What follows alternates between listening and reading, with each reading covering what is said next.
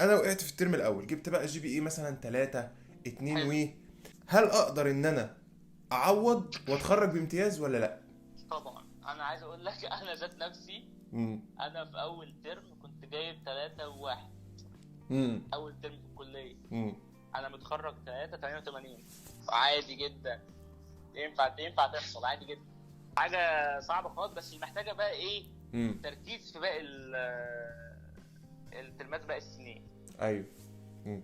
شغل بقى، يعني انت ماشي عادي ان انت في اول ترم ولا اول حاجه لسه مش واخد على الدنيا، لسه الدنيا مش مفهومه. ممكن تبقى كمان برضو معلش، يعني اغلب اللي داخل علاج طبيعي مش بيبقى داخل عشان علاج طبيعي، هو داخل عشان فلت منه.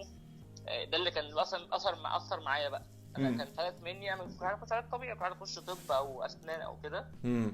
فاغلب الداخلين برضو مش بيبقى ده كان هدفهم. ايوه. فهيقعد اول ترم كده شبه محبط شويه. امم. فده هيأثر طبعا على مذاكرته. ايوه. لا، حاجة طبيعية جدا ان انت تجيب جي بي اي يعني مثلا 3 او كده، وعادي جدا انك تعوض لو ان ركزت هتعوض طبعا. حلو وعايز قوي. اقول لك بشكل مرتاح، يعني مرتاح كمان، مش حوار اللي انت وعن بقى تجربه. يعني. اه بالظبط، ايوه. يعني انا كنت بدي كل حاجة حقها، بس مش حوار بقى اللي انا قاعد مش عامل حاجة غير المذاكرة بلا خالص، ماليش الكلام ده. امم. فاهمني؟ فما يقلقش يعني، ويركز بس في الباقي.